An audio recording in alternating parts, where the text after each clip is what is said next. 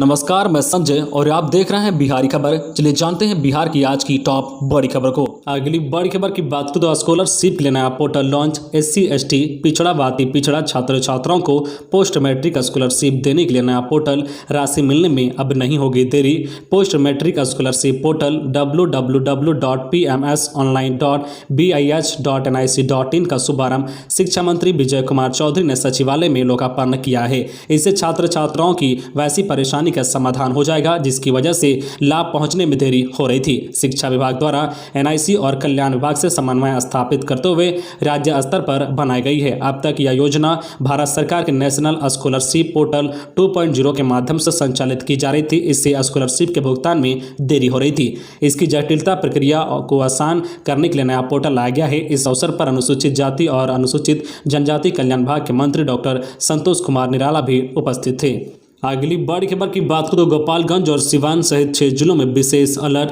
बिहार के 38 जिलों में गरज और आकाशीय बिजली के साथ बारिश की चेतावनी। कई जिलों के लिए अलग से अलर्ट।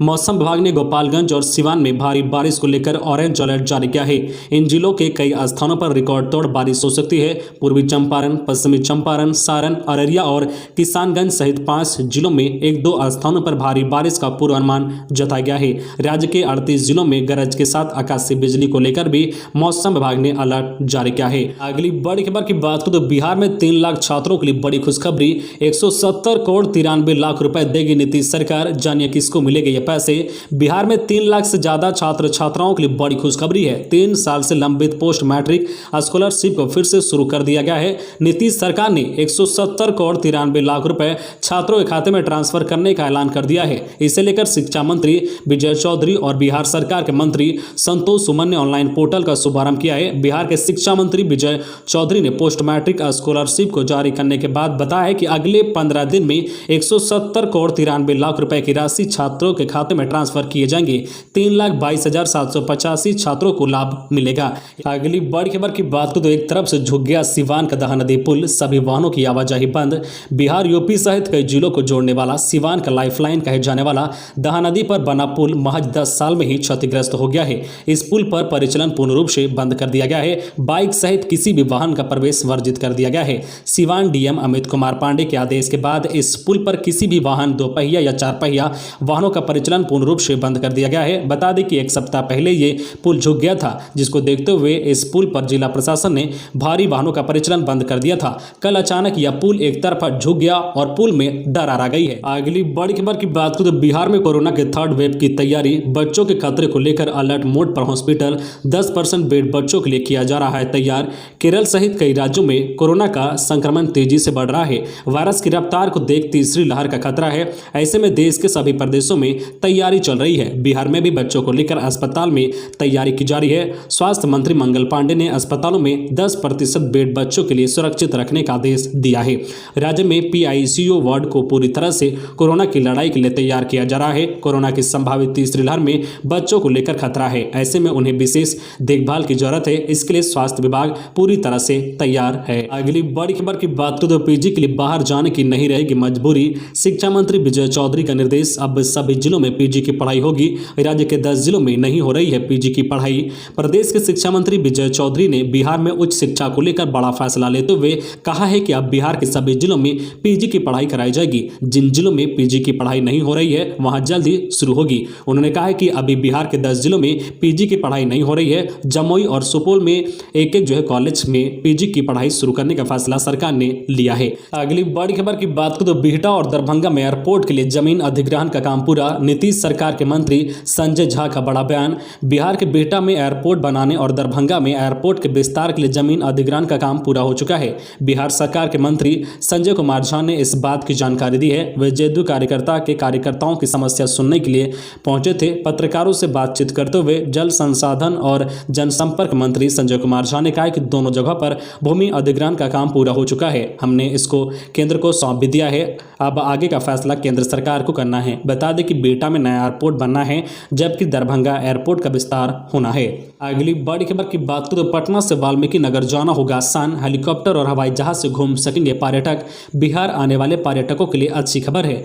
बिहार के दूर दराज इलाकों में पर्यटकों को घूमने में हो रही परेशानी को देखते हुए पर्यटन विभाग ने पहल की है।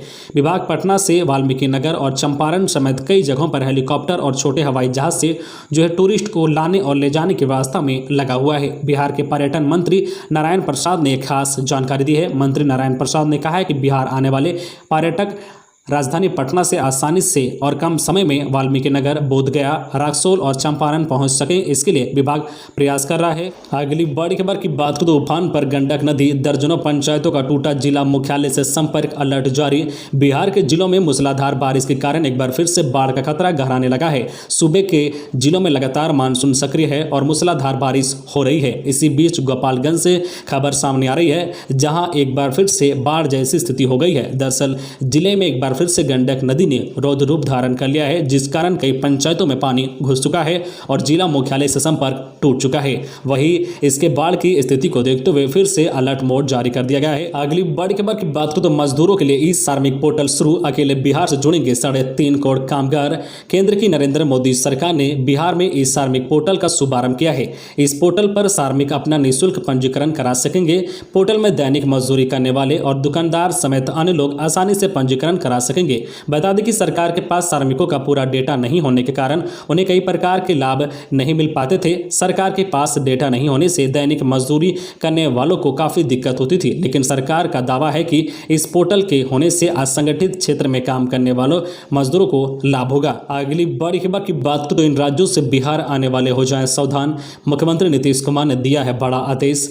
केरल में कोविड के बढ़ते मामलों के बीच बिहार सरकार ने फैसला किया है कि राज्य में आने वाले लोगों को अब नेगेटिव आरटीपीसीआर रिपोर्ट देनी होगी। इस स्थिति से निपटने के लिए पटना के 3 रेलवे स्टेशनों के अलावा पटना और दरभंगा हवाई अड्डा पर सुरक्षा बढ़ा दी गई है। यात्रियों की जांच के लिए मेडिकल टीम भी लगाई गई है। बिहार स्वास्थ्य विभाग के एक अधिकारी ने कहा है कि अगर किसी यात्री की आरटीपीसीआर नेगेटिव रिपोर्ट नहीं है तो हमारे पास उसे 14 दिनों के लिए आइसोलेशन सेंटर में भेजने का प्रावधान है। उन्होंने कहा कि केरल के अलावा अगर कोई व्यक्ति महाराष्ट्र से आता है तो उसे शहर में अनुमति देने से पहले हवाई अड्डा और रेलवे स्टेशनों पर परीक्षण से गुजरना होगा, क्योंकि यह देश में कोविड की तीसरी लहर के जो है आगमन का संकेत हो सकता है।